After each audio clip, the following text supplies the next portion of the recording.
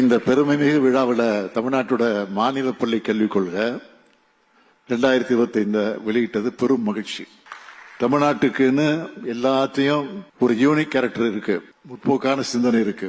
அதை அடிப்படையா வச்சு எதிர்காலத்துக்கு தேவையான தொலைநோக்கு பார்வையோடவும் இந்த கல்விக் கொள்கையை உருவாக்கி இருக்கிறோம். இதுல சில ஹைலைட்டா சில பாயிண்ட்களை சொல்ல விரும்புறேன். இந்த கல்விக் கொள்கை மூலமா படிச்சு மனப்பாடம் செய்யறதை விட சிந்திச்சு கேள்வி கேட்கிற மாணவர்களை உருவாக்க நினைக்கிறோம். எதிர்கால வாழ்க்கைக்கு தேவையான ஆற்றலை வழங்க போறோம். தொழில்நுட்ப மனம் படைச்சவங்களா மாணவர்களை உருவாக்க நினைக்கிறோம். படிக்கிறவங்களாக மட்டுமல்ல, படைப்பாற்றல் கொண்டவங்களாக மாணவர்களை உருவாக்க நினைக்கிறோம். கல்வியோட உடற்பயிற்சியும் இணைக்கப்படும். தாய்மொழி தமிழ் நம்மோட அடையாளமா பெருமிதமா இருக்கும்.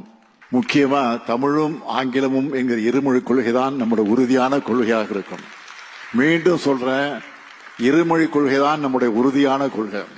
ஒவ்வொரு ஒன்றியத்திலையும் புதிய மாதிரி வெற்றி பள்ளிகள் அமைக்கப்படும். உண்டு உறவிட பள்ளிகள் உருவாக்கப்படும். கல்வி தொலைக்காட்சியும் மணற்கேணி செயலியும் ஒவ்வொரு வீடும் ஒரு வகுப்பறை என்ற நிலையை உருவாக்கும். மதிப்பெண்களாக இல்லாம மதிப்பீடுகளை நோக்கிய பயணமா தேர்வு முறை அமையும். பசுமை பள்ளிகள், ஸ்மார்ட் வகுப்பறைகள் உருவாக்கப்படும். நான் முதல்வன் திட்டம் வேலைக்கு வழிகாட்டுறதாக மட்டும் இல்லாம வாழ்க்கைக்கு வழிகாட்டுறதாக அமையும். இப்படி கல்வித்துறையில மாபெரும் மாற்றத்தை கொண்டு வர இருக்கிறோம். ஒரு வரியில சொல்லணும்னா, அனைவருக்கும் கல்வி, அனைவருக்கும் உயர்தர கல்வி. இதுதான் நம்ம திராவிட மாடல் அரசுடைய கல்விக் கொள்கை. பள்ளிகள் எல்லோருக்குமானது. அங்க யாருக்கும் தடை இல்லை, தடுக்கப்படவும் விடமாட்டோம்.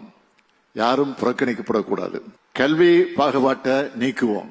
நீங்க விரும்புகிற கல்வியை பெறுவதற்கான வாசலை நம்ம கல்விக் கொள்கை திறந்து வைக்கும்.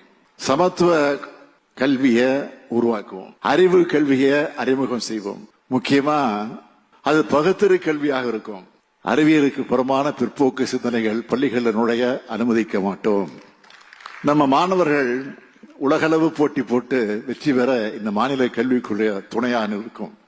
மொத்தத்துல கல்வியில முன்னணி மாநிலமா இருக்கிற தமிழ்நாட்டை மேலும் முன்னேற்றுவோம்.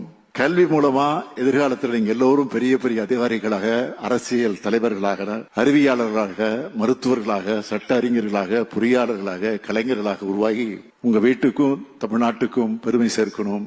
இது போன்ற இன்னொரு மேடையில உங்களை எடுத்துக்காட்டா சொல்லி மற்றவங்களை ஊக்கப்படுத்துகிற அளவுக்கு நீங்களும் உயரணும் வாழ்த்து விடைபெறுகிறேன். நன்றி, வணக்கம்.